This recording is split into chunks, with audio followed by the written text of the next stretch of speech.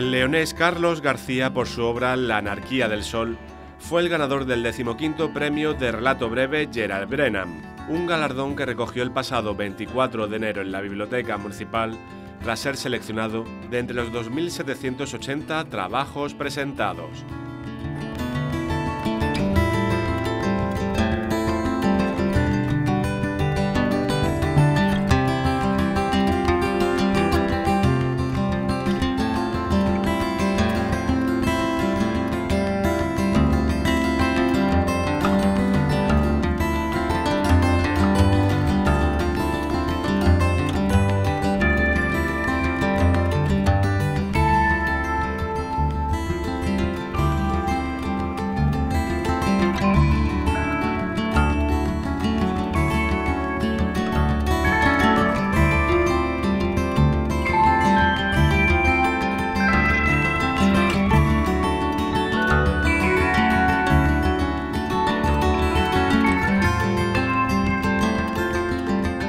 Buenas noches a todos, señora alcaldesa, señor juez de paz, miembros del jurado, compañeros concejales, representantes de asociaciones, hermandades y cofradías, colectivos, partidos políticos, familiares, amigos, ilustres personalidades del mundo de la cultura que hoy nos acompañan. Buenas noches, señoras y señores. Bienvenidos todos a la gala de entrega del Premio Internacional de Relato Breve Gerald Brennan, que celebra este año su 15ª edición. 15 años de trayectoria de un premio literario que llena de orgullo a todo Alhaurín el Grande y de manera muy especial a los que pensamos y defendemos que la cultura debe ser referencia en nuestra sociedad. Un compromiso, el de la promoción y apoyo a la cultura en todos sus ámbitos y todas sus diversas expresiones que el Ayuntamiento de Alhaurín el Grande ha convertido en una de sus señas de identidad en los últimos años. Este año, tras decisión unánime de los miembros del jurado, como fue anunciado el pasado día 14 de este mismo mes, ha sido elegida la obra La anarquía del sol de don Carlos García Valverde, que hoy nos acompaña. Buenas noches, bienvenido a esta biblioteca de Alhaurín el Grande. Un relato basado en hechos reales, según palabras del propio autor, que se convierte durante su desarrollo en un ensayo sobre el discurrir del tiempo y su acción implacable en nuestras vidas. Dicen que Dios puso al hombre y a la mujer en el centro del paraíso y les dio libertad absoluta para disponer de todo lo que allí había, menos del árbol de la fruta prohibida. Satanás les dijo: Dios no quiere que probéis de esta fruta, porque si lo hacéis, seréis como Él. La física clásica nos explica el universo que conocemos desde una concepción de 4 dimensiones, 3 espaciales y una que corresponde al tiempo. En las 3 primeras tenemos libertad absoluta de movimiento, derecha, izquierda, arriba, abajo, adelante y atrás. En la 4ª nos encontramos inexorablemente encadenados a un tren que nos lleva siempre hacia adelante. No sé si algún día el hombre conseguirá librarse de estas cadenas, y no sé si esto nos hará ser como Dios o nos condenará a ser definitivamente expulsados del paraíso. Mientras tanto, carpe diem, aprovecha el día. Os dejo con un vídeo conmemorativo de estos 15 años de premio. Muchas gracias.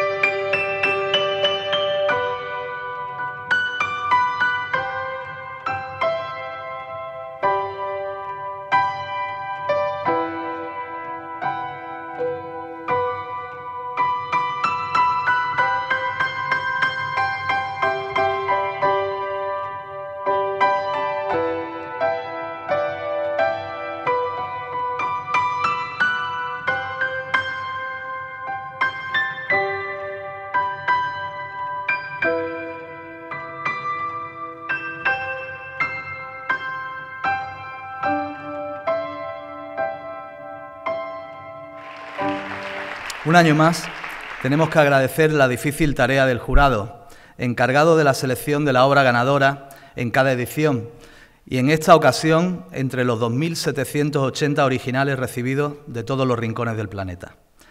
Don Juan Antonio Díaz López, profesor titular de Literatura Inglesa de la Universidad de Granada, especialista en hispanismo británico y en la figura en particular de Gerald Brennan, al que disculpamos esta noche su ausencia debido a motivos de salud. Doña Belén Molina Huete, doctora con premio extraordinario en Filología Hispánica por la Universidad de Málaga y profesora titular del área de Literatura Española en la misma universidad. Académica de número de la Real Academia de Nobles Artes de Antequera y presidenta de su sección de letras. Gracias, Belén, por tu dedicación y compromiso permanentes. Don Manuel Salinas, de todos también conocido, doctor en Filología Románica, catedrático de Lengua y Literatura Españolas, escritor y poeta. Es director de la colección de poesía Puerta del Mar de la Diputación Provincial de Málaga. Recientemente ha sido nombrado académico de la Real Academia de Nobles Artes de Antequera y ha sido elegido ganador del Premio Internacional de Poesía Dama de Baza. Felicidades, Manolo, y enhorabuena. Este año, además, se ha incorporado a este jurado y le damos la bienvenida a don Pedro José Marín Galiano. Nacido en Granada, es licenciado en Derecho, trabaja para la Administración de Justicia y es columnista en el diario La Opinión de Málaga. Escritor y poeta, tiene numerosas publicaciones y en la actualidad trabaja en una nueva novela y en la última, la publicación de su poemario Con mirada limpia. A Pedro tuvimos el placer de conocerlo con motivo de los actos conmemorativos que se desarrollaron aquí en esta biblioteca municipal con motivo del 75 aniversario de la muerte de Miguel Hernández, organizado por la Concejalía de Cultura de este ayuntamiento. Pedro, bienvenido. Como viene siendo tradición de este premio, también presentamos hoy aquí en este acto la edición impresa, que ya algunos de ustedes han podido recoger, de la obra ganadora del pasado año, Le llevan flores, de Fernando Martínez López, y que desde este momento está a vuestra disposición. Yo invitaría a los miembros del jurado a que ocupasen su lugar en la mesa, ya que este año, bueno, pues es un aniversario muy especial, son 15 años de concurso, de certamen, y creo que deben ocupar el lugar que les corresponde. Por último, y a continuación, tengo el placer de presentaros a la persona que nos va a acompañar también esta noche en estas tablas. Natural de Huetor-Tájar, Granada, estudia traducción e interpretación, Derecho y Literaturas Comparadas en la Universidad de Granada. Nominado a los premios Grammy Latinos en 2014, en 2016 fue nombrado hijo predilecto de la provincia de Granada. Escritor, investigador, traductor, actor y magnífico cantador flamenco, fue ganador en 2007 de la Lámpara Minera del Festival de las Minas de la Unión. Tuvimos el placer de conocerle con motivo de la conmemoración del 30 aniversario de la muerte de Gerald Brennan, habiendo participado también en la 35 edición de la Noche Flamenca a Laurina. Con todos ustedes, Juan Pinilla. Muchas gracias. Excelentísimas autoridades, señoras y señores, amigas, amigos, buenas tardes. Gerald Brennan nació en la isla de Malta un 7 de abril de 1894, donde habían destinado a su padre, que era natural de Londres y que se encontraba allí como oficial del ejército imperial británico. Gerald Brennan fue esencialmente, y permítame la licencia, una especie de viajero romántico a lo Richard Ford, a lo Lord Dumas, a lo Teófilo Gautier, una persona enamorada del mundo que necesitaba explicarse a sí mismo en base a conocer las culturas que imperaban en el mundo, y no en vano se fue, siendo apenas un adolescente, abandonó el hogar familiar para irse a conocer el lejano oriente, a Asia nada menos, y se fue andando precisamente con un par de amigos. Atravesaron Francia, atravesaron toda Italia, y su conocimiento del mundo, de la cultura, de las artes, por supuesto, fue creciendo.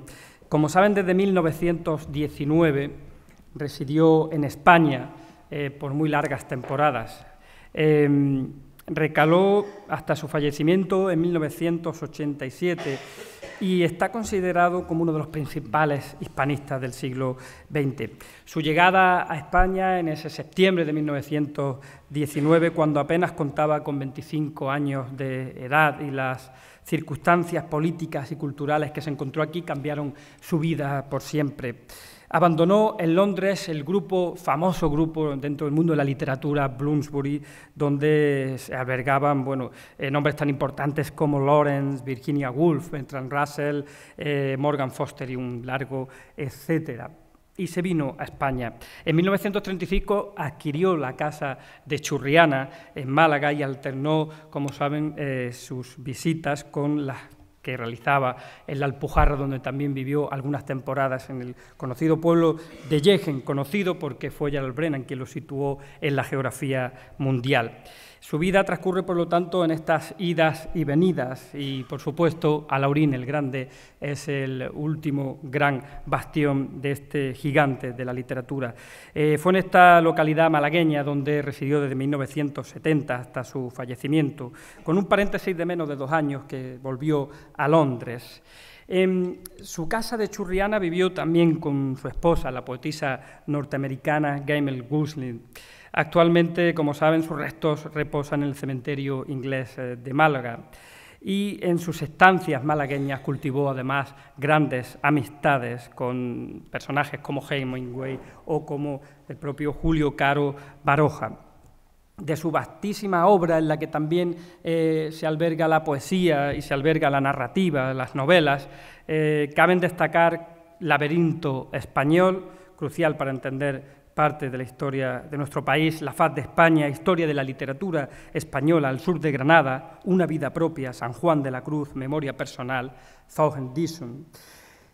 Yo opino que por su capacidad de ponderación y de penetrar en el sentido oculto de las cosas, Gerald Brennan supo desplazarse de su escritura para ponerse al servicio de la indagación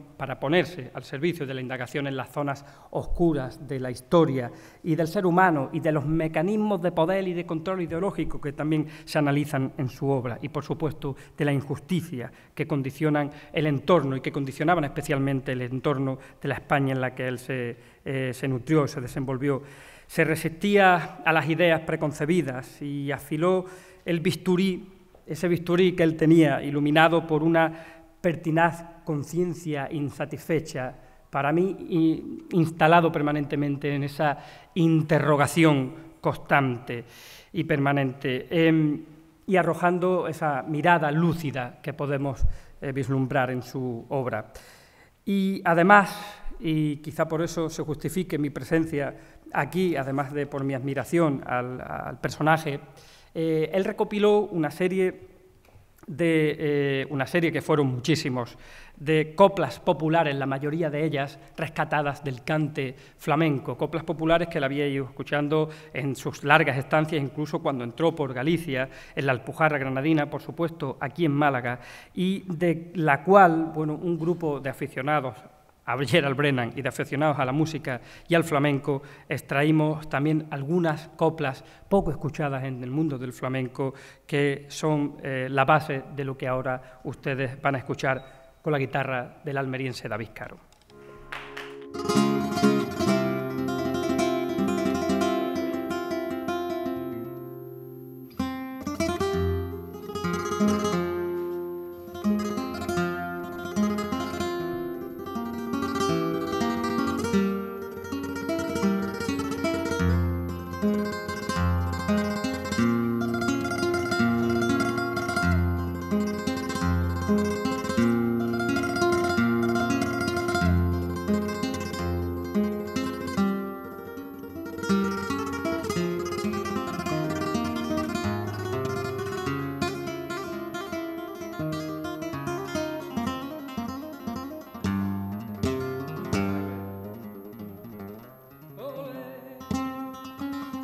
Alerta, alerta,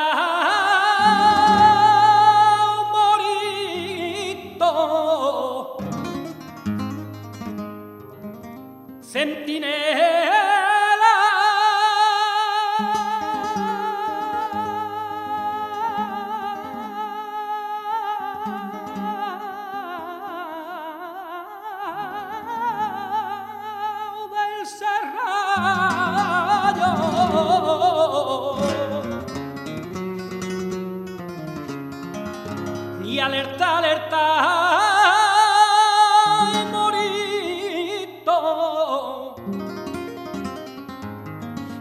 ya vienen por la vega.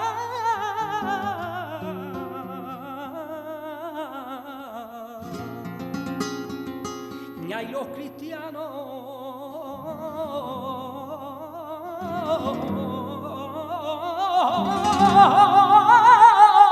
a caballo, ya tu Granada a la entrega.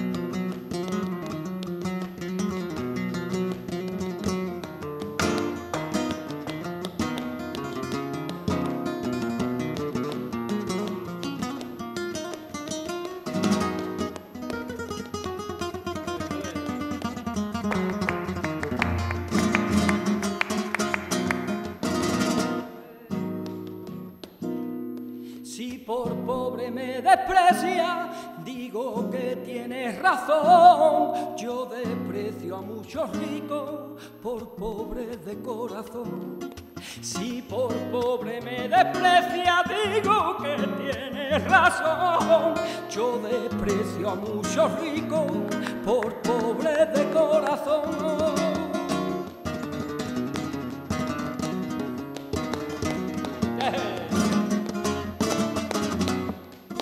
¡Ay, qué triste!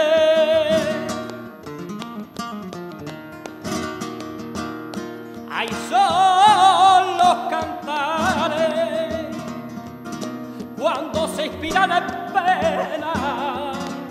Cuando se inspiran en pena, que no las conoce nadie, ¡ay, nadie! ¡Ay, nadie!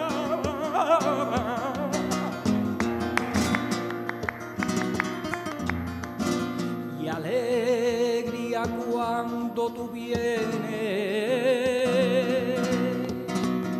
y tristeza cuando te vas. Siempre está mi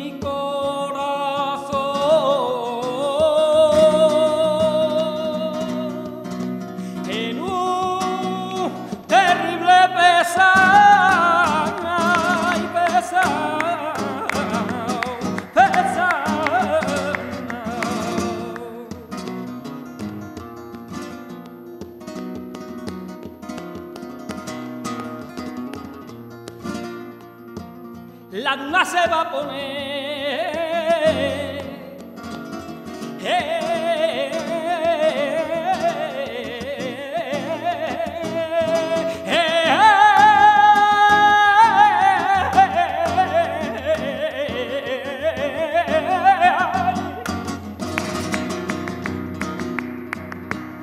ay, ya se ensombra los tejados. Ay, cómo me despediré.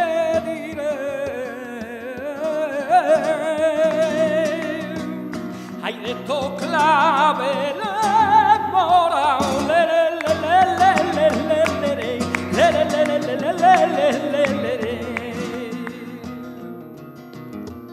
Si por pobre me desprecian, digo que tienes razón. Yo desprecio a muchos ricos por pobres de corazón. Si por pobre me desprecia, digo que tienes razón. Yo desprecio a muchos ricos por pobres de corazón.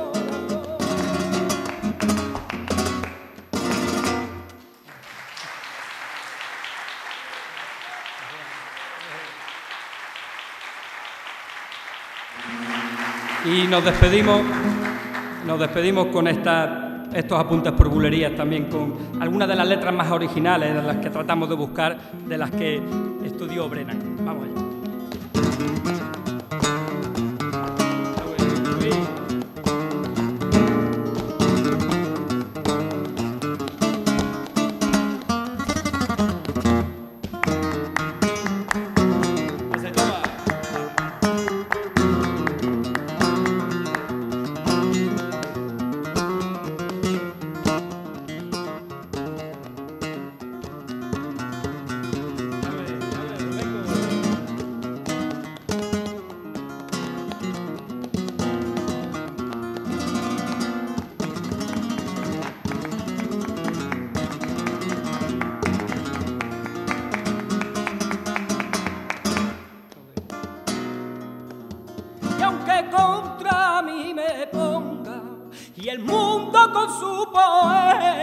Aire, fuego y agua y tierra, yo te tengo que querer. 4 hijitos me mataron, 4 hijitos me mataron, los 2 con que te miré, los 2 con que me miraron. Y a la cruz de la encina no vayas, primo, porque ya la paloma no está en el río. A la cruz de la encina, primo, no vayas, porque ya la paloma no está donde estaba.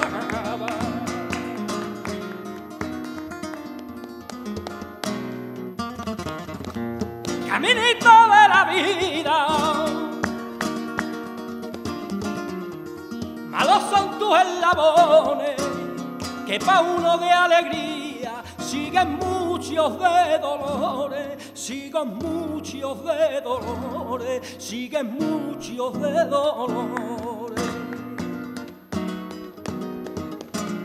Yo le pedí tiempo al tiempo y el tiempo me contestó que con el tiempo tendría tiempo, lugar y ocasión, tiempo, lugar y ocasión, tiempo, lugar y ocasión, y ocasión, y ocasión, tiempo, lugar y ocasión, tiempo, lugar y ocasión, tiempo, lugar y ocasión, y ocasión, y ocasión.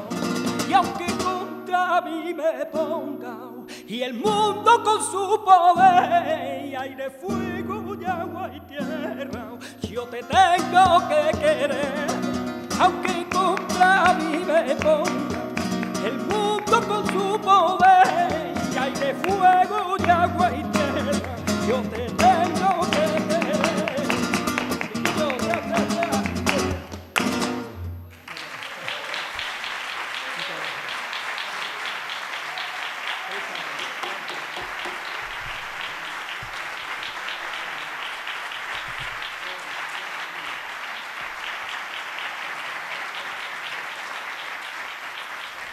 Autoridades, todos, señoras, como presidente del jurado yo voy a justificar el premio que le hemos dado al relato breve La anarquía del sol.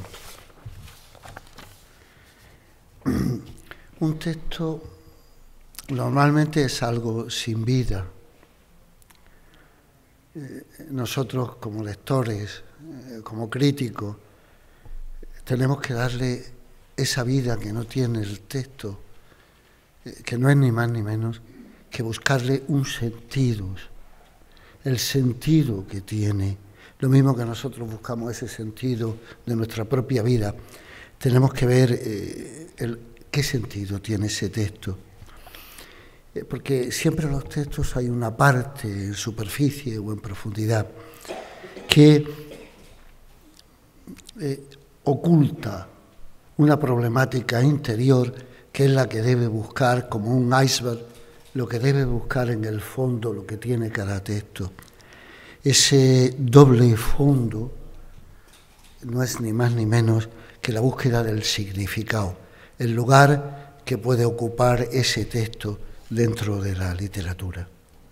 Es lo que de alguna manera luego definirá cómo podemos entenderlo.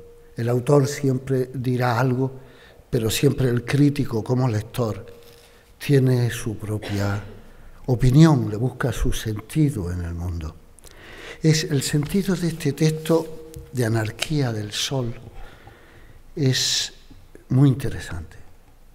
Nos llamó a todos los miembros del tribunal la atención de principio. Porque hoy día, por ejemplo, casi toda la investigación se está centrando, un poco para explicarme, si ustedes, yo recuerdo cuando yo tuve una hija que nació y me dijo el médico, mire, los estudios científicos dicen que después de darle el biberón y la teta tiene que dormir boca abajo, porque si regurgita algo se puede ahogar, no sé qué, no sé cuánto, además esto está avalado por ya no sé cuántos científicos. Entonces mi primera hija durmió boca abajo. A los 2 años vino la segunda, y al llegar la segunda, el mismo ginecólogo le dice a mi mujer, mire, la niña tiene que dormir de lado, porque según todos los estudios científicos vienen a decirnos que se puede ahogar, no sé qué, no sé cuánto, y tiene que dormir de lado. Bien, la ciencia es siempre muy humilde y dice una cosa sabiendo que al día siguiente va a decir la contraria, o puede decir la contraria. En este sentido, en la situación que vivimos, este relato es muy sintomático y es muy importante, porque hoy día nos hemos ido dando cuenta que hemos ido convirtiendo toda la cultura en un saber científico. Saber científico, si ustedes me permiten las comillas. Es decir, como todo tenía que ser científico, era la manera de callarnos. Era decir, mire usted, es que esto es científico. No, mire usted, es que yo quiero decirle, es que esto es científico. Y se callaba uno. Y ese cientifismo, en literatura, pues nos hizo, a los catedráticos, a los profesores, nos hizo estudiar una serie y una cantidad de boberías absolutas. La literatura, e incluso, fíjense ustedes, la literatura, el arte no es nada científico, es un saber, que es algo distinto. Entonces, de alguna manera hemos ido rescatando todos los textos que estaban en el fondo, y hoy día toda la problemática se centra fundamentalmente en un alemán que se llama Aby Warburg. Aby Warburg es un señor que de alguna manera empezó a darnos cuenta de que el cientifismo había consistido en arte o en literatura, algo así como que los estilos se continuaban, se seguían uno a otro, y era ni más ni menos que decir, pues que 1920 viene después del 21 y después del 22. Pero mire usted, el hombre es algo más. Hay textos maravillosos que ya hemos encontrado, por ejemplo, en María Zambrano, la filósofa malagueña, que muchas veces no han querido ver el valor de su pensamiento, y ahora se está descubriendo precisamente, puesto que no era un pensamiento aparentemente científico, es decir, sistemático, puesto que no metía la periodización. ¿Qué tiene que ver que el barroco venga después del Renacimiento? Hay una problemática más profunda. El hombre tiene un alma, tiene unos sentimientos irreductibles. Entonces, eso es la problemática actual que tiene la ciencia y que tenemos todos los investigadores, es esta. Hay que ir descubriendo esa arqueología del saber, como vino a plantear uno de los grandes pensadores, Foucault. Es decir, la arqueología es la que uno va encontrando el sentido paso a paso, hacia abajo, pero no hay una periodización.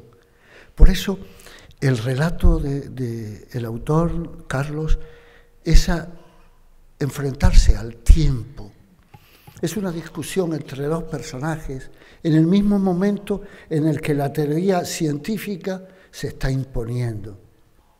El cientifismo se va a presentar en este relato, es el tema de los liberales y de la época de Isabel II, es decir, los liberales, los que de alguna manera llega un señor, vemos que llega un señor y le dice al cura: oiga usted está muy anticuado, usted tiene no sé qué, es que el tiempo hay que medirlo, y para medirlo es un reloj. Y el reloj es, pues, el cientifismo, 1, 2, 3, 4, 5, 6, otra vez el tiempo, la matemática. Frente a algo que nosotros sabemos que es falso. Sabemos que la existencia del tiempo no es así, que el tiempo se mide por momentos, que el tiempo ese que nos da la ciencia no nos interesa, ese es el que nos está dominando como dogma. Es el tiempo ahora de los algoritmos que tenemos en el ordenador, que el anuncio esta Navidad tan gracioso de una señora que levanta el enchufe de su casa y dice que quiere una nevera, y enseguida aparece en el televisor la nevera como ese gran hermano que te está espiando y te está convirtiendo el hombre solo y exclusivamente en la capacidad que tiene de comprar. Y somos más. Esta problemática es la que reside aquí. Entonces, los dos personajes que ha buscado con una gran maestría, un gran dominio del lenguaje, que es también muy importante en este relato, porque hoy día damos por relato y nos parece antiguo cuando alguien maneja perfectamente el lenguaje, porque estamos acostumbrados a algo desastroso en la cultura, a que haya pintores que no saben pintar. Y te dicen tranquilamente: yo no sé pintar, es decir, no tengo oficio. Cuando uno va al Museo Ruso, precisamente de Málaga, ve los pintores que tenían un oficio increíble. Pero aquí no, era sin oficio. O alguna gente muchas veces que ha dicho: bien, mando al festival de canción un actor, alguien que no sabe cantar, chiquilicuatre. Y no quedamos tan mal, claro, no quedamos tan mal porque mandamos a un señor que no sabía ni cantar. Bien, esta es la situación en la que estamos viviendo. Y fíjense, frente a esa situación, que es la época, este diálogo entre dos personajes, se está introduciendo la problemática del humanismo. Es el gran aporte. El hombre, estamos por encima de todos esos dogmas. Esto es en lo que tenemos siempre que revelarnos. El hombre, históricamente, en el momento que se sitúa el relato, es un hombre, pues, ¿con quién se enfrenta este personaje que es relojero? ¿Quién va a ser? Hoy día diríamos un matemático, pero aquí es un relojero que lleva el artilugio y la obsesión de medir el tiempo. ¿Frente a quién? Pues frente a lo que había en aquella época. ¿Y qué es lo que había en la época de los liberales? Pues los curas de los pueblos. ¿Y cómo se sabía el horario? Pues de la mejor manera, por la hora, por las campanas de la iglesia. Todas las discusiones son terribles, pero la gente sabía siempre la hora que había en el pueblo. Y tenía otro sentido del tiempo muy distinto del que nos ha querido imponer la ciencia. Es decir, la ciencia, entre comillas, esa que de año a año cambia sus grandes teorías dogmáticas, grandísimas, que su hija duerma por abajo o duerma de lado. Y entonces, en este sentido, es constante la referencia entre los dos personajes. El cura, que el otro le echa en cara: luego es que tú quieres ser el protagonismo, quien domine el tiempo, quien lo mida, etc. Y esto es lo que le dice el relojero, es decir, ni más ni menos que la máquina tiene que estar sobre el hombre. Y el cura, fíjense, esta respuesta en la página 7, lo busco por buscar en un resumen, porque está a lo largo de todo el relato.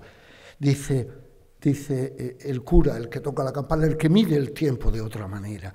El que está diciendo en un momento determinado, dice, mire usted, yo me acomodo, las horas no son exactas, pero ¿qué más me da? Yo me acomodo a las necesidades que tienen los hombres. Y así es el tiempo. Si nos fijamos en nuestra vida, pues decimos, una vida 60 años. Mire usted, 60 años no es nada, no significan nada los números. Ha pasado en un soplo.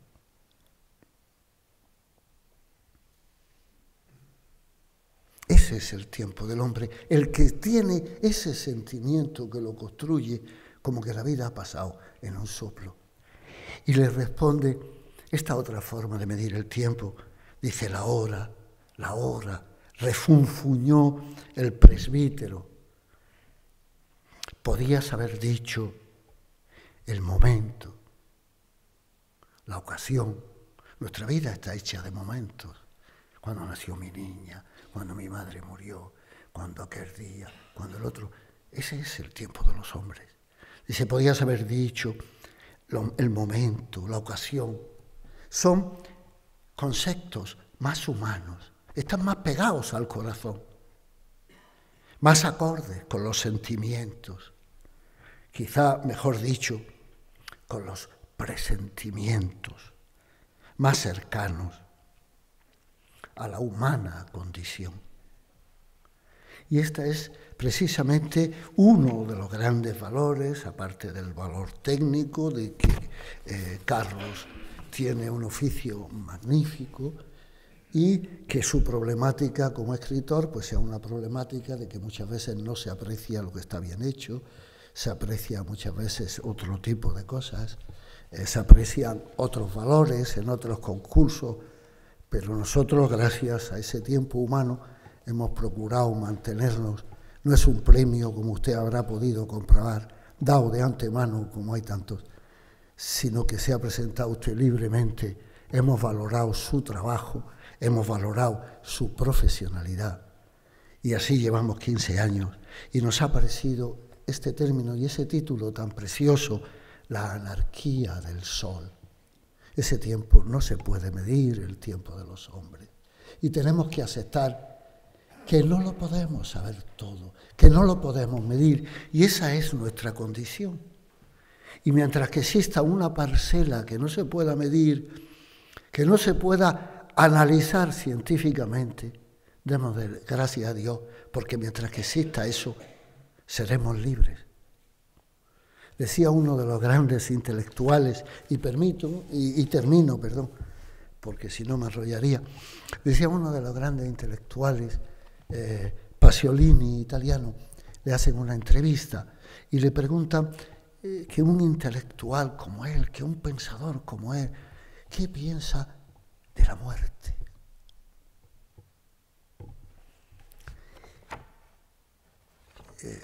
La cita perdónenme en un paréntesis, la cita del relato es de Federico Fellini y dice, todo el mundo sabe que el tiempo es muerte, muerte que se esconde en los relojes. Eso lo sabemos. Decía San Agustín, si me preguntan lo que es el tiempo, yo no sé lo que es. Pero lo sé. Es decir, decía Santa Teresa, un texto precioso, dice, yo no sé qué tiene el agua, pero me gusta mirarla. Transcurre, pasa. Es eso. Eso que está ahí, pero que ese no sé qué, que no se puede decir. Pues bien, y dice Pasolini, dice, pues mire usted, la muerte no nos puede interesar como hombres, porque usted me lo está dando como un dogma.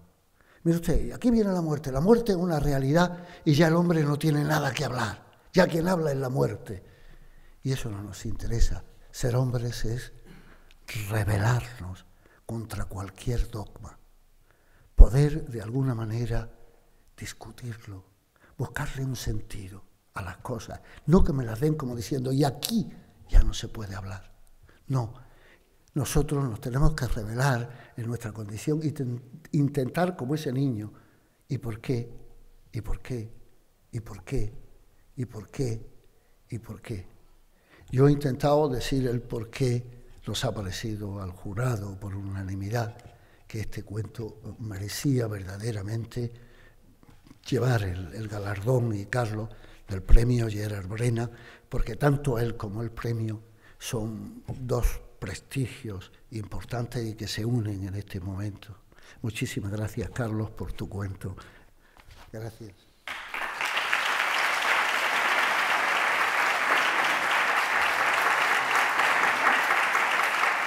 Bueno, llamamos a este lugar, que ahora mismo ocupo yo, a Carlos García Valverde, que va a proceder a dar lectura a su relato, y a continuación pues nos acompañará nuestra alcaldesa Toñi Ledesma para hacerle entrega de este merecidísimo premio.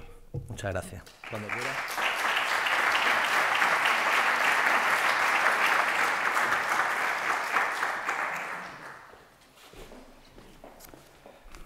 Bueno, buenas noches a todos. La verdad es que después de esta magnífica exposición del señor presidente del jurado, pues la verdad queda poco que decir.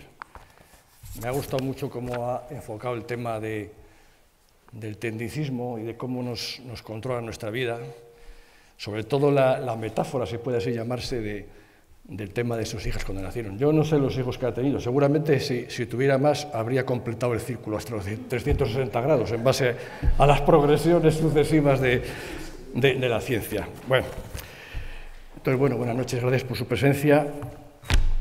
En primer lugar, como os recibo, pues quisiera mostrar mi agradecimiento al jurado aquí presente y también al Ayuntamiento de Lavarín, no solo por haberme dado la oportunidad de estar aquí hoy, que también y muy principalmente, sino también por propiciar convocatorias como esta que nos ha reunido en favor de la cultura en sus términos más amplios, de la literatura en general y muy particularmente del cuento como medio de expresión y comunicación.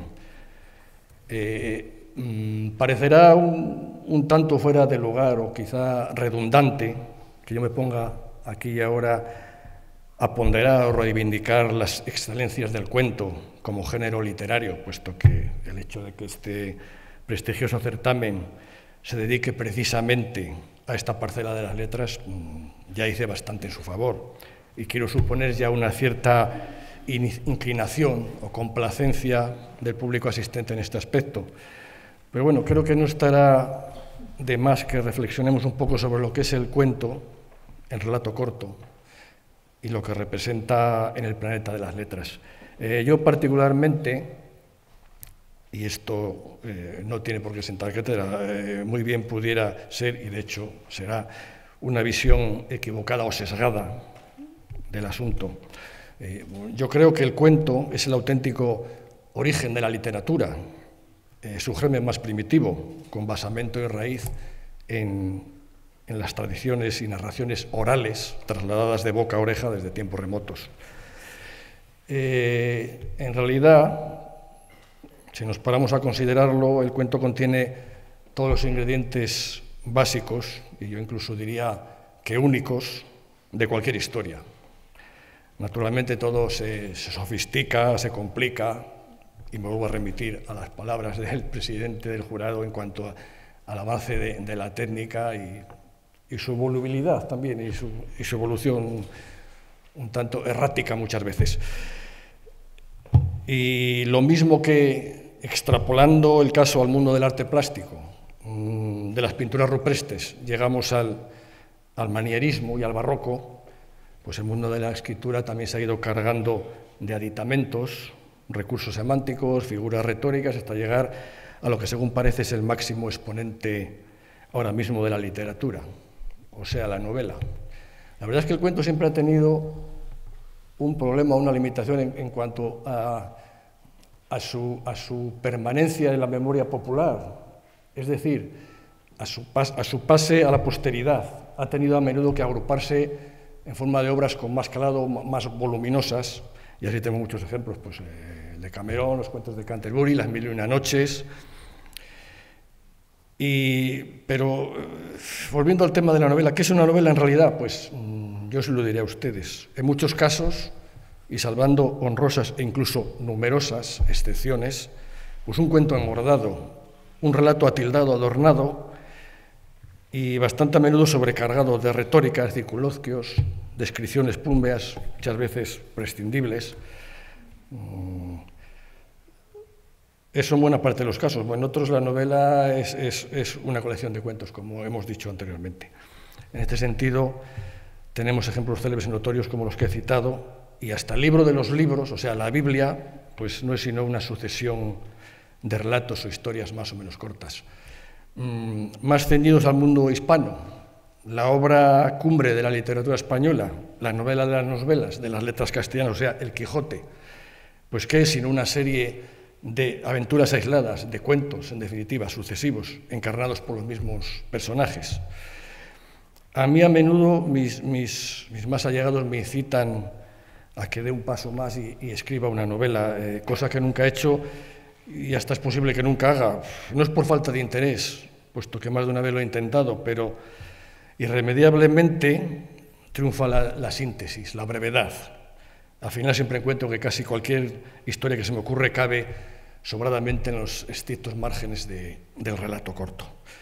Y esto es, seguro, vamos, una limitación de mi intelecto, pero podría también ser una especie de profilaxis de las letras, una especie de poda formal en lo que se refiere a la economía del lenguaje. Lo bueno, se suele decir, si es breve, 2 veces bueno.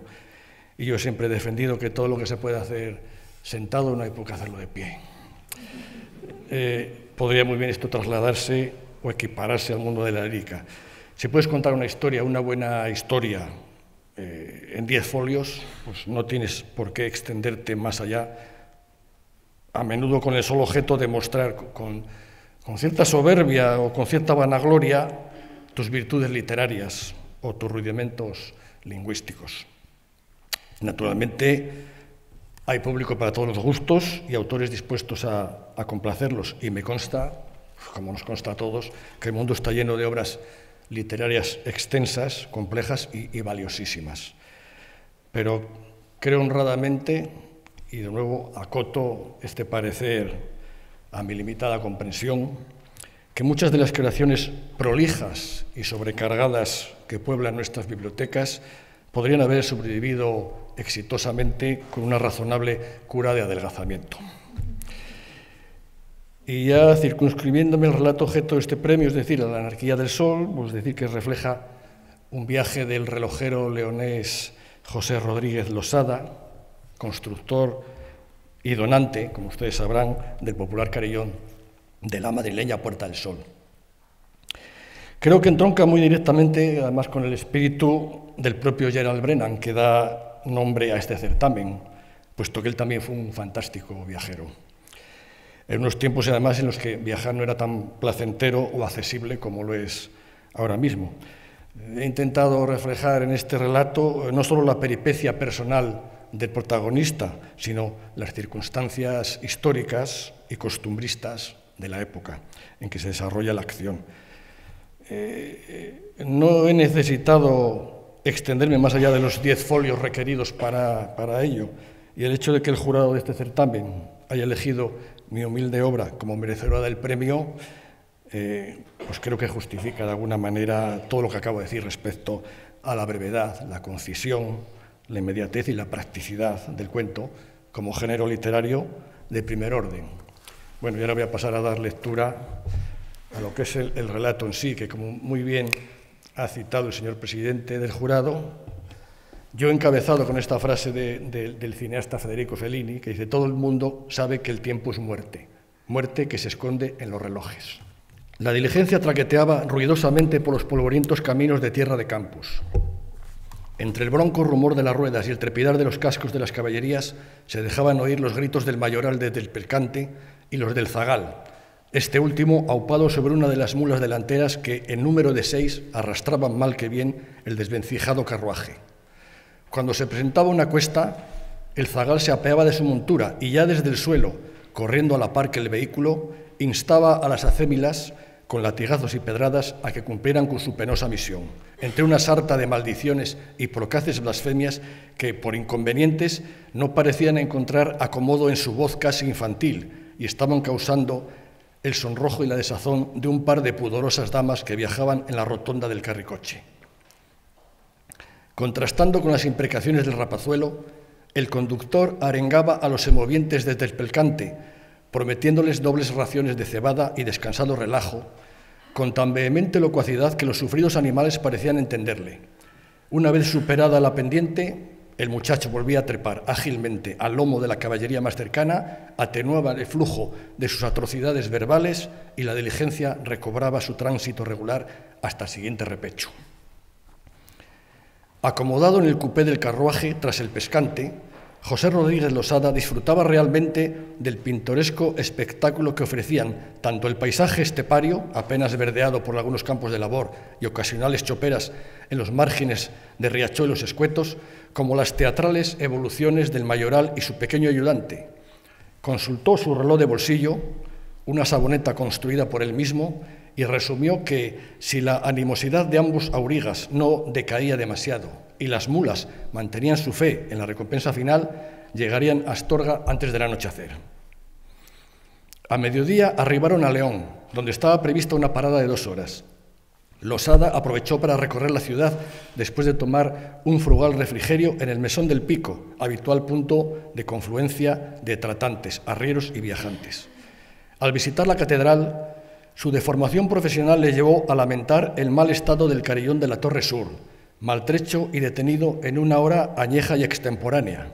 Se dijo a sí mismo que algún día procuraría un cronógrafo digno para el regio templo, como había hecho no hacía mucho con el que ya campeaba en el edificio de la Gobernación en la madrileña Puerta del Sol.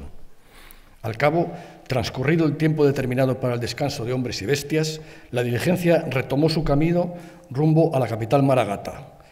El sol descendía ya tras la cima del Teleno cuando la comitiva arribó a Astorga. El zagal rescató el equipaje del relojero Losada de la vaca del carricoche y se ofreció a trasladarlo a donde el viajero dispusiese. Tras una corta caminata, llegaron a una fonda frontera a la catedral astorgana, donde nuestro hombre tomó habitación tras largarle unas monedas al porteador, el cual las agradeció con una sonrisa que dejó al descubierto su acaballada dentadura, retirándose posteriormente.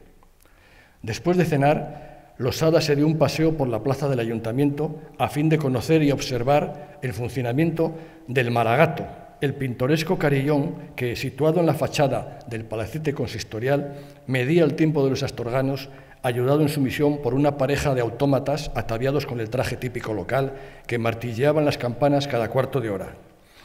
Aunque, de acuerdo con su saboneta, el curioso reloj atrasaba algunos minutos, no dejó de apreciar el ingenio, lamentando no tener más tiempo para conocer de cerca su mecanismo.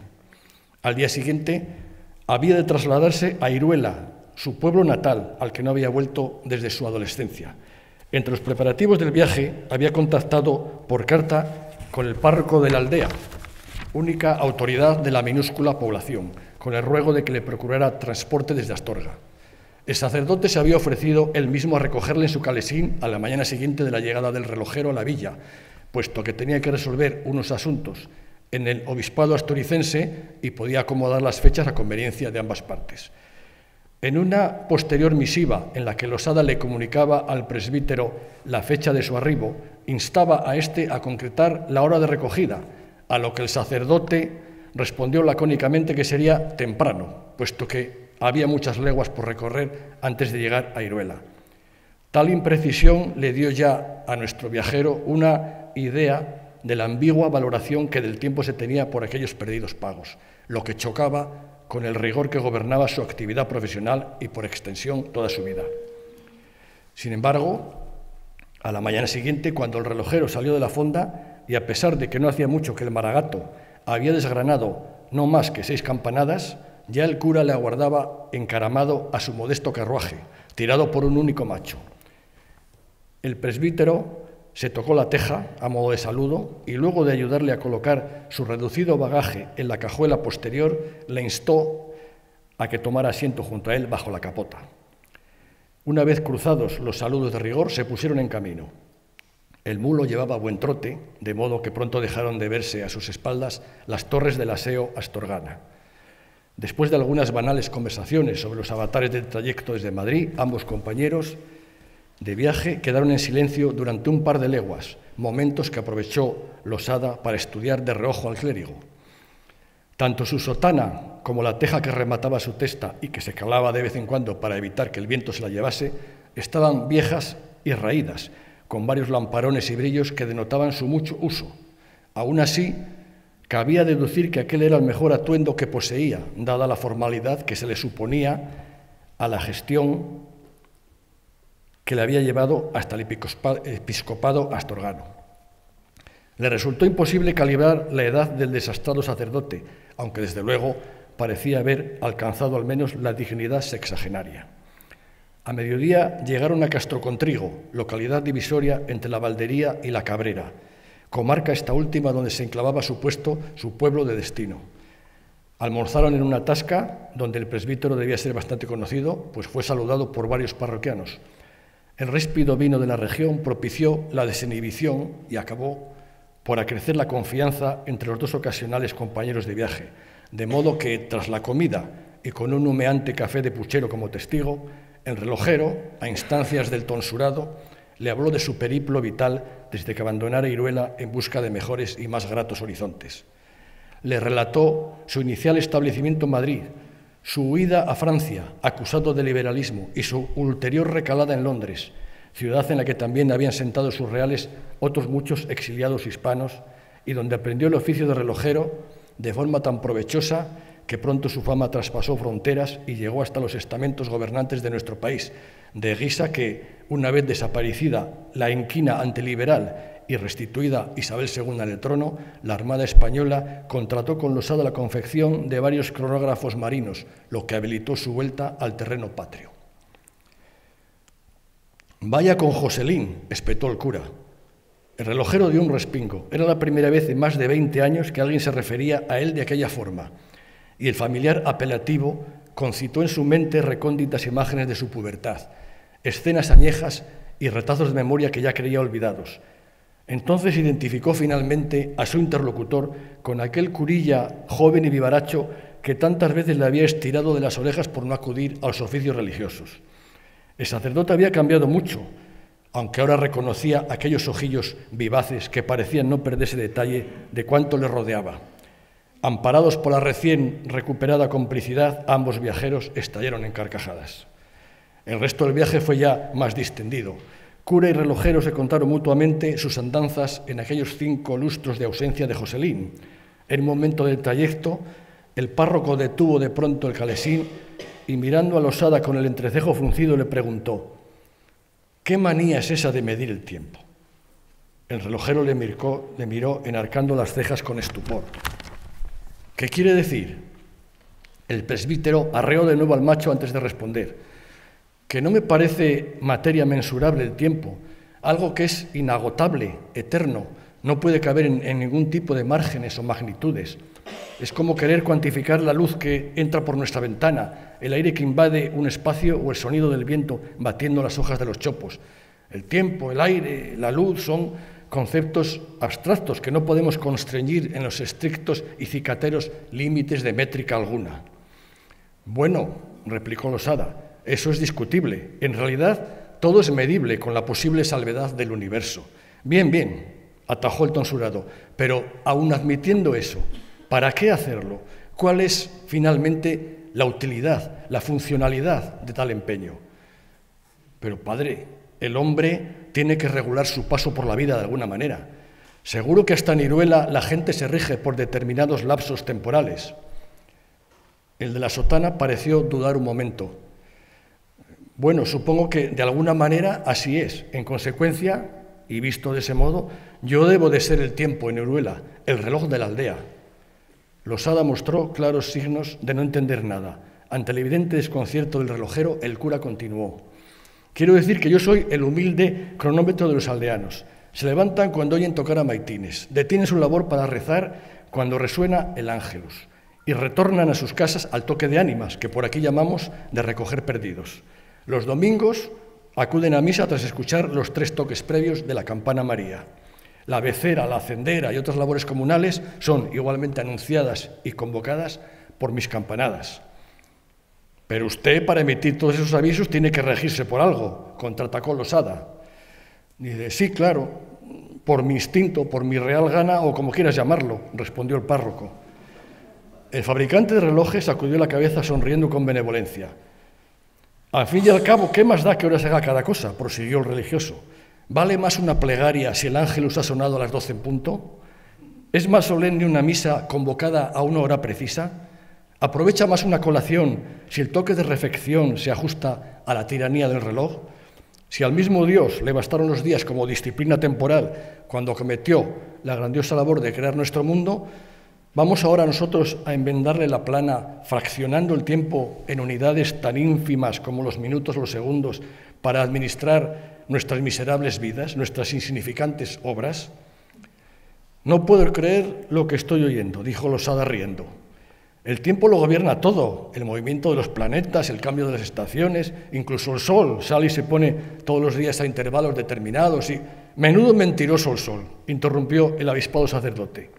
En verano alumbra durante casi todo el día, mientras que en invierno apenas luce durante unas pocas horas cada jornada. ¿Qué formalidad es esa? Por no contar con los días en los que se esconde tras un celaje de nubes. Si tuviéramos que conducirnos por el sol, apañados estaríamos. El relojero renunció a seguir con el debate, apreciando en el fondo la particular filosofía del vicario. En verdad, resultaba aceptable y lógico que los pobladores de aquellos perdidos lugares no tuvieran en gran estima ninguna disciplina horaria, ningún canon cronológico. El tiempo, el mismo tiempo, parecía haberse detenido allí, apenas insinuado en conceptos amplios y generales, como el cambio de las estaciones, las fases lunares. Entre bromas y veras, arribaron finalmente a Iruela, poco antes de la puesta del sol, ese sol que el peculiar párroco tildaba de trapacero. En la comunicación epistolar previa al viaje de Losada, el cura, además del transporte, había brindado al relojero alojamiento en la casa rectoral, de manera que allá se dirigieron directamente. La vivienda usufructuada por el sacerdote era pequeña, construida en piedra y con tejado de pizarra a una sola agua, pero su interior era confortable y pulcro, de lo cual se encargaba la fámula, una mujer de edad aproximada a la del relojero, que salió a recibirles, nomás escuchó los cascos del mulo sobre el camino pedregoso, secándose las manos en el mandil en un gesto que tenía más de azarado que de higiénico. ¿Sabes quién es este Rosario?, le preguntó el cura mientras saltaba a tierra desde el calesín. Sí, respondió ella con risita nerviosa, el señor Joselín. A Losada le resultó chocante que tan formal tratamiento fuera, sin embargo, aplicado a su mote juvenil, pero a estas alturas estaba dispuesto ya a aceptarlo todo de buen grado, de modo que saludó a la doméstica con una cortés inclinación de cabeza, mientras descargaba su bagaje e intentaba rescatar de su memoria el recuerdo de aquella mujer cuyos rasgos le resultaban bastante familiares. El sacerdote pareció adivinar el pensamiento del visitante. «Rosario es prima tuya, Joselín», aclaró, mirando alternativamente a uno y a otra. «Vaya, prima segunda, no me dirás que no tenéis un aire». Bueno, en cualquier caso, en una aldea tan pequeña como esta, raro es el que no está emparentado con alguno de sus convecinos. Losada recordó entonces a una chiquilla rubia y cantarina, compañera ocasional de sus juegos infantiles. «Rosario», murmuró entornando los ojos, «claro, la Charines». «Hacía mucho tiempo que nadie me llamaba así», dijo la aludida, poniéndose como un tomate. «Pero sí, esa es una servidura de usted». «Por Dios, Charines, ya que me has llamado Joselín, lo menos que puedes hacer es tutearme, que somos parientes», apuntó jovialmente el relojero. «Bueno, basta de cháchara», espetó el párroco. «Rosario, lleva el equipaje de Joselín al cuarto de invitados y dispórte a servirnos la cena, que el camino ha sido largo y fatigoso y todos tendremos ganas de retirarnos a descansar. Aunque el reloj de aquí, el amigo, quizás empeñe el decir lo contrario». El invitado inició un ademán inconsciente de extraer su saboneta del bolsillo del chaleco, pero, al darse cuenta de la inconveniencia del gesto, abrió finalmente los brazos, meneando la cabeza con resignación. «Lo que diga el Mosén, reloj de la aldea y Saturno local», repuso jovialmente. Al día siguiente, tras un tosco pero alimenticio desayuno preparado por Charines a base de leche migada y un bizcocho hecho por ella misma, cura y relojero se dispusieron a darse un garbeo por la aldea. La extensión del caserío no daba para mucho, de modo que al cabo de 3/4 de hora ambos paseantes habían recorrido la totalidad de las callejuelas, confluyendo finalmente en la Tasca de Román, un establecimiento situado en la plaza, frente por frente de la iglesia, y cumplía las funciones de cantina, estanco y tienda de los más variados artículos, desde alpargatas y loza hasta ultramarinos o artículos de mercería. Antes de entrar en la tasca, Losada dirigió su mirada a la iglesia, en cuyo frontis campeaba un vetusto reloj de sol. La diferente calidad y textura de la piedra del artilugio respecto a la del resto de la construcción revelaba una antigüedad superior a la del edificio que lo albergaba. Seguramente procedería de un templo anterior, ya desaparecido. Las líneas de solsticios y equinoccios, analema y signos zodiacales se hallaban medio borrados por las inclemencias de la intemperie. De todas formas, el día había amanecido nubloso, así que hubiera resultado inútil, en cualquier caso, intentar establecer la hora con ayuda de tal artificio. El presbítero pareció de nuevo entrever los pensamientos de Joselín. Amigos y relojes de sol, sin nubes sí, con nubes no, sentenció el religioso. Si usted lo aceptara, ofreció Losada, yo podría remitirle un carillón que ocupara el lugar de ese longevo reloj solar y solventara sus evidentes carencias. Es lo menos que podría hacer para agradecer su hospitalidad y acogimiento. Quita, quita, rechazó el cura. Solo me faltaba a mí apechugar con la servidumbre de dar cuerda a semejante engendro, con la de cuidados que tengo ya que atender. Te lo agradezco, Joselín, pero es que además no nos hace ninguna falta. ¿No será que teme que el reloj le reste protagonismo, que merme su influencia sobre las gentes de la aldea? Apuntó zumbón el relojero. ¡Ay, padre, padre! Que esto me parece a mí un poquito de pecado de soberbia, porque el carillón vendría a suplir y aún aventajar sus tareas avisadoras. El párroco se caló la teja concienzudamente mientras meditaba unos instantes. Al cabo repuso: No, hijo, no es eso, no es eso. Un reloj es un aparato frío e insensible, inexorable e inmisericorde, que no tiene en cuenta las circunstancias de los hombres, sus coyunturas. Yo puedo adelantar la llamada al rosario si, por ejemplo, veo que se avecina una tormenta, o me arrogo la potestad de demorar el toque de ánimas en verano, cuando los días son largos y hay que aprovechar la luz para las labores del campo. También puedo anticipar el ángelus si el veterinario o el médico van a girar visita al pueblo a mediodía o si es día de mercado, en fin, que más que gobernar las vidas de mis feligreses, como haría tu artefacto, lo que hago es acomodarme a sus necesidades sin que ni ellos mismos se den cuenta. Si eso es soberbia, Joselín, venga Dios y lo vea. José prorrumpió en carcajadas. El tonsurado le palmeó la espalda combinándole a que penetrara en el garito de Román. Mientras este cura tenga fuerzas y salud, remató, aquí no va a hacer falta cronos alguno, pero ya digo, agradezco tu ofrecimiento. Momentos más tarde se encontraban disfrutando de unos vasos de vino sentados a una mesa de madera ennegrecida. De repente, el sacerdote miró inquisitoriamente a su compañero. ¿Por qué has vuelto, Joselín? Losada se mostró extrañado de la pregunta, tomó un sorbo de su vaso y respondió: Bueno, yo nací aquí, tenía ganas de volver a ver todo esto. Creí llegada la hora de regresar. La hora, refunfuñó el presbítero. Podías haber dicho el momento o la ocasión. Son conceptos más humanos, más acordes con los sentimientos, o quizá mejor dicho, con los presentimientos, más cercanos a la humana condición. La hora es una noción inmóvil, inhumana, rígida y encorsetada. El hombre debe regirse por momentos de duración indefinida, no por minutos de muerte anunciada. Así que no digas sandeces, Joselín. Aquí te ha traído tu instinto, o quizá tu nostalgia, y no ese ridículo cacharro que llevas en el bolsillo del chaleco colgando de una leontina de oro que de alguna forma te encadena también a ti. José meneó la cabeza como dejando por imposible al tonsurado filósofo. Sí, seguramente tiene usted razón, pero ya es tarde para renegar de esta disciplina que además se ha convertido en mi medio de subsistencia. También el de enterrador es un oficio de subsistencia, remató el sacerdote, pero no conozco ningún sepulturero que se haya inhumado a sí mismo. Ni yo ningún cura que pueda aplicar la solución en su propia persona, se defendió el relojero. Así que el que esté libre de pecado... Ambos compañeros rieron de buena gana entrechocando sus vasos. En esto se acercó Román, el cantinero. Padre, ¿no va siendo hora de tocar el ángelus? Insinuó, que luego me viene la gente muy tarde para la partida. Yo diré cuándo se toca o no se toca, replicó el aludido. ¿Te vengo ya a decir cuándo tienes que abrir tu cochina tasca? No, pero sí cuando tengo que cerrarla, y además desde el púlpito, para que se entere todo el pueblo. Eso es diferente, repuso el párroco. Uno tiene que velar por las buenas costumbres de los feligreses. Anda, cóbrate estos chatos y deja de meterte en lo que no te importa. No obstante, nada más abandonar la taberna, el presbítero, siempre en compañía de Losada, se apresuró a acercarse a la iglesia para tañer la campana amarilla.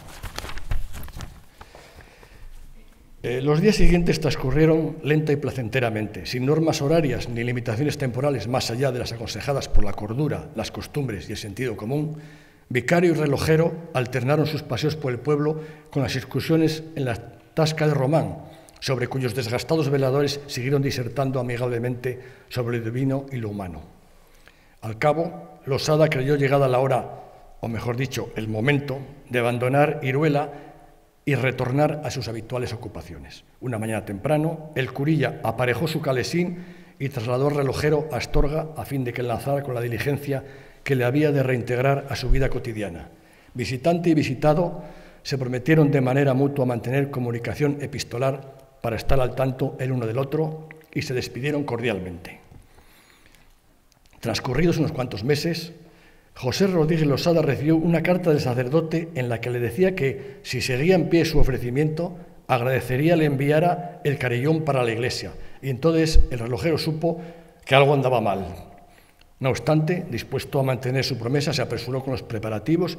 En unos pocos días pudo consignar al obispado de Astorga las 4 cajas que contenían toda la maquinaria, con el ruego de que las reexpidieran a Iruela.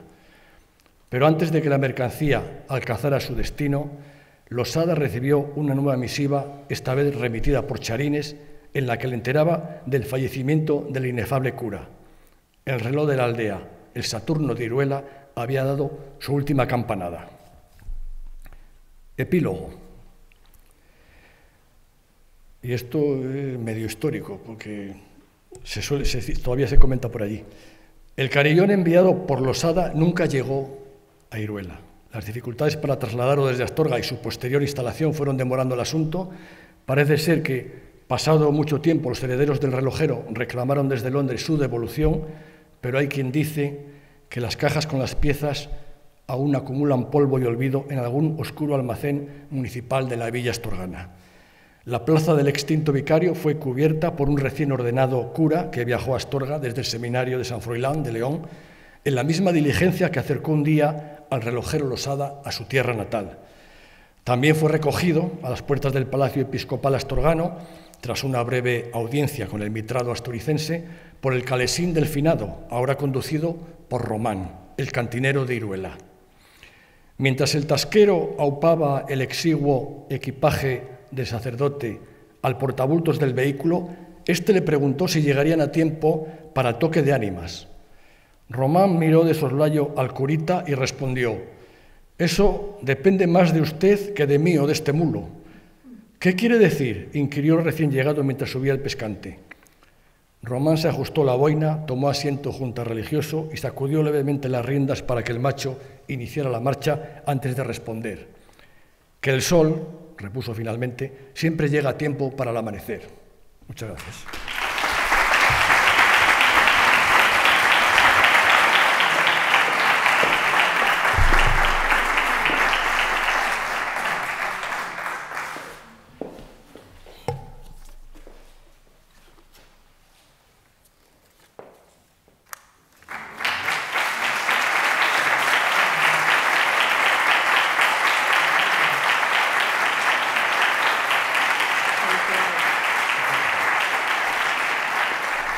Bueno, buenas noches y bienvenidos a la entrega del premio Gerald Brennan. En primer lugar, quiero felicitar al premiado de esta 15ª edición, Carlos García Valverde, por su obra La anarquía del sol. Creo que hemos podido comprobar que esta obra era más que merecedora de este premio. Carlos es leonés, que estudió dibujo y pintura en la Escuela de Artes y Oficios de León y se dedica profesionalmente a la ilustración y al diseño gráfico, trabajo que compaginó en diversas entidades financieras, algo que no ha sido incompatible, como hemos podido comprobar, con las letras ni con su pasión por la escritura. De hecho, son innumerables los premios que ha cosechado tanto en territorio nacional como fuera de él, así como un número importante de publicaciones. Nuestra más sincera enhorabuena. El Premio Internacional de Relato Gerald Brennan cumple en este año 2019, que ahora comienza, 15 años de trayectoria. en los que se ha materializado el compromiso del Ayuntamiento de Alhaurín el Grande con el fomento de las culturas y las letras españolas, en este caso a través de la Fundación Gerald Brennan y este premio literario, consolidado como uno de los premios más prestigiosos y codiciados en su formato a nivel internacional. Prestigio al que han contribuido y contribuyen de manera fundamental las personas que en estos años nos han acompañado como miembros del jurado, con su imparcialidad, independencia, talento y trayectorias personales y profesionales. Don Manuel Salinas, don Juan Antonio Díaz López, doña Belén Molina Huete, don Pedro Marín Galiano, don Juan Crisóstomo y siempre en nuestro recuerdo don Ignacio Caparrós y don Antonio Garrido Moraga. Ha sido y es un placer contar con vosotros.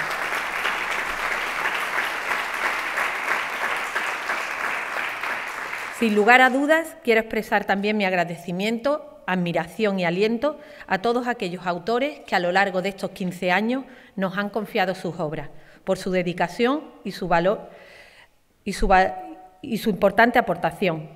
15 de ellos forman ya parte indisoluble de la trayectoria de este premio. Buenas noches a todos, muchas gracias por acompañarnos.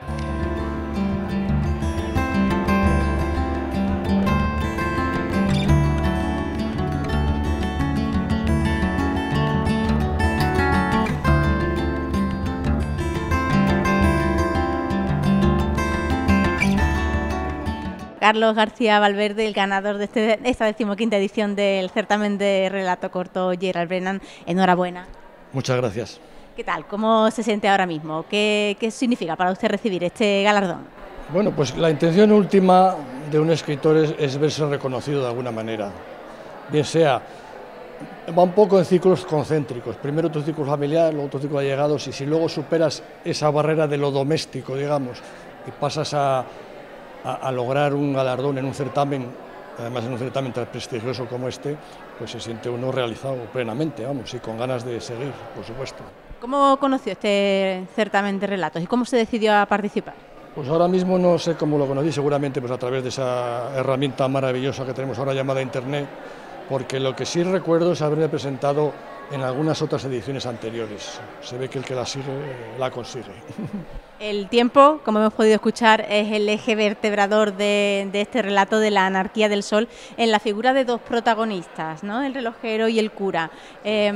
¿Por qué el tiempo? ¿Qué es para usted el tiempo? ¿Por qué es tan importante este ingrediente? ¿Y qué hay más en usted? ¿De Losada o del cura?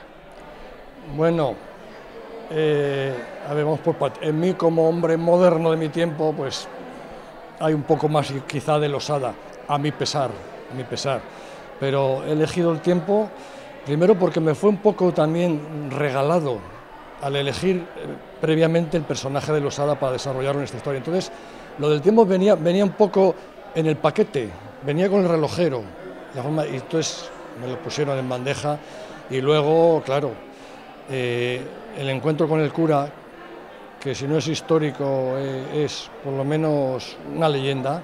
Sí que sucedió en realidad. Lo que ya es desconocido es cómo trabaron amistad o cómo establecieron esa especie de discusión sobre el tiempo. Pero es fácil imaginar que el cura, como párroco rural, pues tendría otra manera de medir el tiempo que él. Entonces, de ahí el choque que se producía entre los dos personajes. Yo quiero pensar, ¿no? Esto es una opinión muy personal, que un poco como seres humanos, como personas, tenemos que andar siempre en la lucha de intentar mantener un equilibrio entre los dos conceptos de tiempo. Sí, eso sería lo ideal. Y si el equilibrio llega al momento se decantara hacia algún lado, debía decantarse más hacia la humanización del tiempo y su medición, o su no medición, mejor dicho, que hacia la existencia milimétrica que en este caso está plasmada en la figura de Losada. Además del tiempo, ¿qué otros ingredientes podemos decir que tiene la anarquía del sol? Bueno, pues tiene muchos ingredientes de tipo histórico, por la época en que se desarrolla la acción, de tipo costumbrista, las costumbres de la época, tanto del medio de transporte, los medios de transporte que se utilizaban entonces, porque recordemos que el ferrocarril entonces prácticamente no se había instalado en España.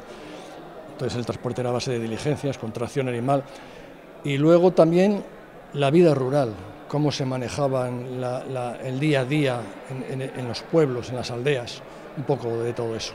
Y ya por último, quizás, Carlos, a mí me ha parecido que, porque el jurado también ha destacado el lenguaje del relato, un lenguaje trabajado, elaborado, ¿no? Y a mí me ha parecido que es quizás un ejemplo este relato de cómo puede trabajarse así un relato con un lenguaje de este tipo y llegar al público perfectamente. Sí, la verdad es que el lenguaje tiene lógicamente una evolución normal, pero no hay que dejar atrás nada. O sea, hay palabras que ahora mismo están en desuso o con muy poca circulación, pero que son perfectamente válidas. Yo reivindico mucho el uso de vocablos olvidados, por encima precisamente de los anglicismos que nos están invadiendo continuamente, porque ahora ponen una televisión y todos Got Talent, Martechef, no sé qué, Cuatro Wedding, o sea, pero bueno, si no hay por qué recurrir a extranjerismos para definir esas cosas. Ahí va un poco la cosa. Me imagino que agradecimientos muchos a todos los que hayan hecho posible este momento, y también se acordará, supongo, de algunas personas. Sí, hombre, me acuerdo pues de mi familia, de gente que ya no está, que ha seguido mi carrera y la ha apoyado. Y bueno, pues a ellos me ha dedicado también todo esto, y por supuesto mi agradecimiento, en este caso concreto, al Ayuntamiento de Alhaurín el Grande, y en general a todas las instituciones, sean públicas o privadas, que también las hay, aunque no muchas, que apoyan este tipo de iniciativas en favor de la cultura. Pues muchísimas gracias y enhorabuena de nuevo. Nada, gracias a vosotros.